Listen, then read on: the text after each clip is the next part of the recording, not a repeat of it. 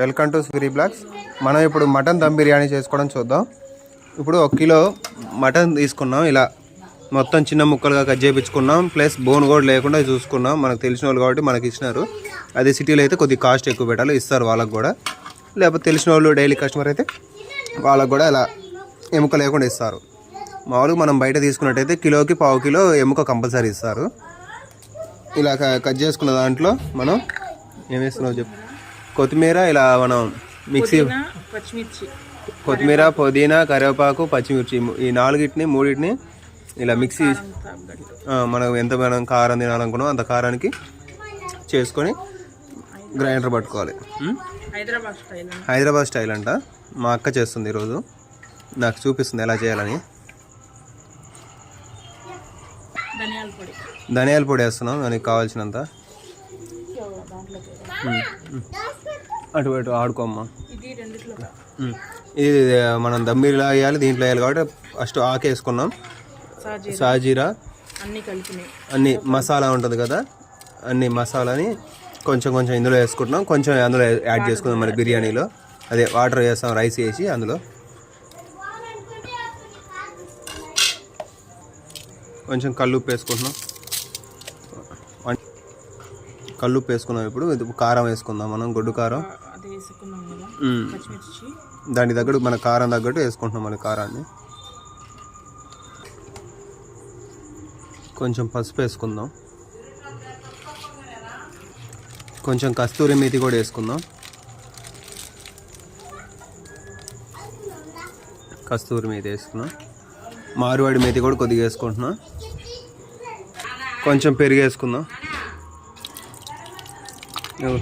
గరం మసాలా వేసుకుందాం.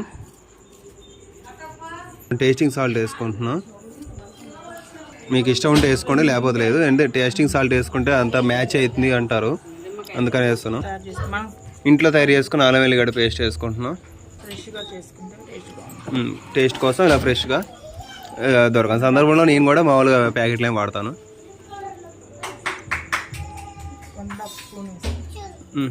నిమ్మకాయ కూడా వేసుకుందాం. అది తీసుకో బాలా, అదే తీసుకో శీర్ష, నువ్వే అంట. నిమ్మకాయ వేసుకుని ఇలా చేతిలో వేసుకొని తీసుకుంటే ఇత్తనాలు రాకుండా ఉంటాయి. మీరు ఆడుకోపోంటారు మీరు. ఇలా ఒక నిమ్మకాయ మొత్తం పిండుకుందాం.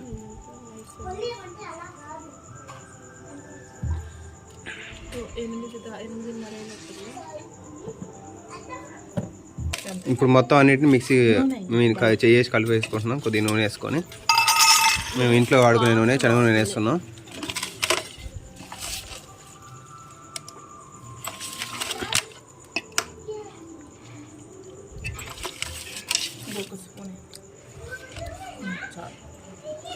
ఇప్పుడు మొత్తం ఇలా కలిపి వేసుకుందాం. వీళ్ళంతా మొత్తం కలుపుకున్న తర్వాత ఒక 1/2 అవర్ కదిలేకుండా పక్కన పెడదాం. ముక్కకు బాగా మసాలా అంటుంది. ఇలా మూత పెట్టేసుకుందాం. ఇప్పుడు పొయ్యి మీద పెట్టుకున్నాం.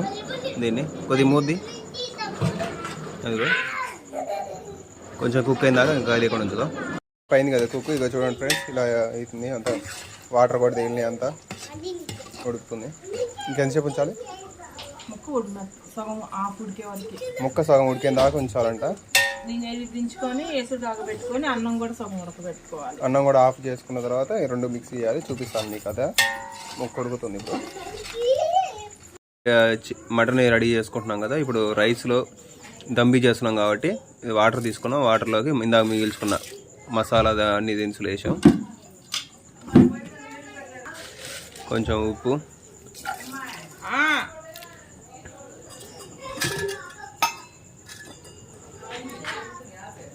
కొంచెం నూనె.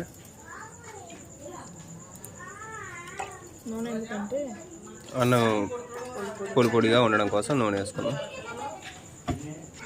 ఇప్పుడు ఎన్ని వేసుకున్నాం కదా, వీటిని ఇంకా మూత పెట్టేసి ఆ పొయ్యి మీద పెట్టేసుకుందాం. అన్నం ఇప్పుడు వాటర్ ఎంత తెరిలిందాక రైస్ వేసుకుందాం. అంతసేపు ఒళ్ళో ఉంచుతాను. జీడిపప్పు, ఆనియన్ వేపుకోవాలి, అంటే డెకరేషన్ కోసం పైన. అది ఎలానో చూపిద్దాం. కొంచెం ఆయిల్ పోసుకున్నాం. స్టవ్ ముట్టించి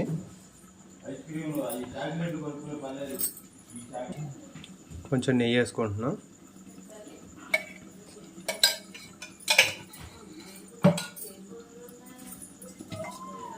ఇప్పుడు ఆయిల్ హీట్ అయింది, జీడిపప్పు వేసుకుంటున్నాం.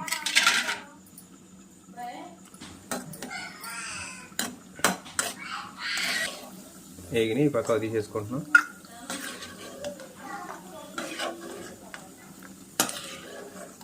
ఇప్పుడు అదే నూనెలో మనం రెడీగా చేసుకున్న ఆనియన్స్ కట్ చేసి ఉన్నాయి కదా, వాటిని వేసుకున్నాం. అవి కూడా గోల్డెన్ కలర్లో వచ్చిన దాకా కొంచెం వేపుకుందాం.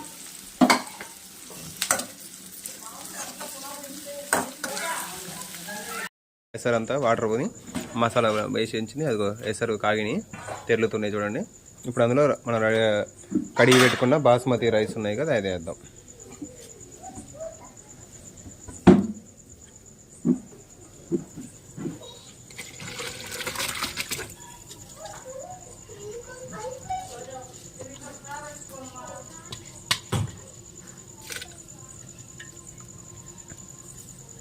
ఇప్పుడు హాఫ్ అన్నం అది బాస్మతి రైస్ హాఫ్ కుక్ అయిన దాకా అంతే ఉంచుదాం. హాఫ్ అంటే 75%, 70% కుక్ అయిన దాకా ఉంచి మీకు చూపిస్తాను. ఇలా వేసుకున్న తర్వాత మనం రైస్ ఉడుకుద్ది కదా, అలా ఉడుకుతూ ఉంటుంది. కొద్దిసేపు వెయిట్ చేద్దాం. మూత పెట్టుకొని మళ్ళీ ఒక 10 మినిట్స్ వెయిట్ చేస్తున్నాను.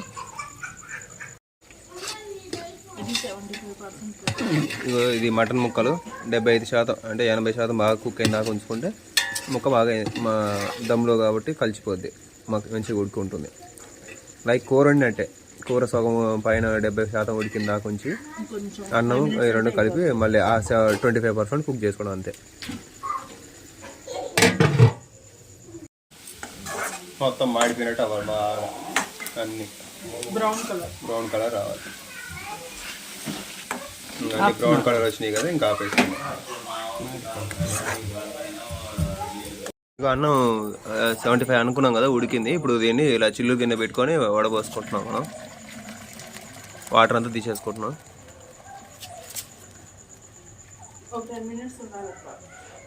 అదంతా తీసేసిన తర్వాత ఒక 10 నిమిషాలు ఇలా ఉంచితే మొత్తం వాటర్ మొత్తం దిగిపోతే అన్నం అంతా పొడి పొడిగా ఉంటుంది. రైస్ మొత్తం నీళ్ళని దిగిపోయి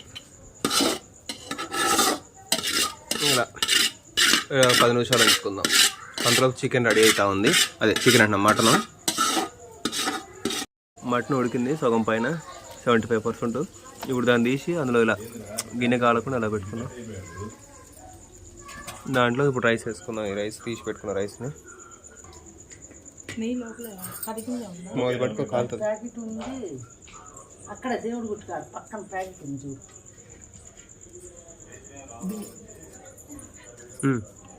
ఇప్పుడు అందులో రైస్ వేసుకుందాం.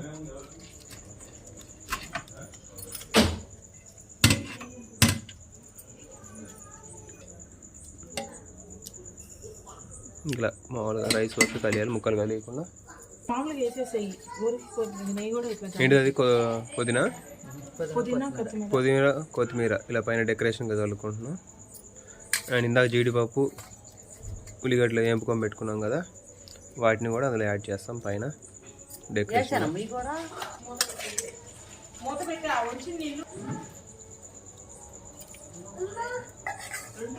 ఇలా డెకరేషన్ మొత్తం వేసేసుకుంటాం.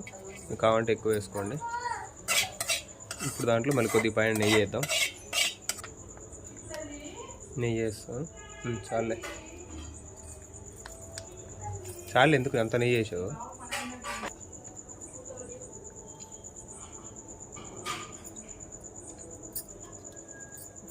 ఇప్పుడు పైన మూత పెట్టేసుకొని పైన మళ్ళీ మంట పెట్టుకుంటాం కొంచెం బొగ్గులు మామూలుగా. ఇంకా పైన ఇప్పుడు ఇది అయిపోయింది, మూత పెట్టాం కదా, పైన కొంచెం బరువు పెట్టుకోండి. ఇంకా ఆవిరి పోతుంది, ఇంకా ఉడుకుద్ది. ఒక 10 మినిట్స్ ఆగి ఆపేసుకోవడం.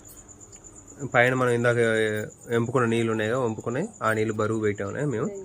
ఒక 10 నిమిషాలు ఆపి ఇంకా ఆపేసుకుంటే వేడి వేడి chicken mutton dum biryani ready అయిపోతుంది.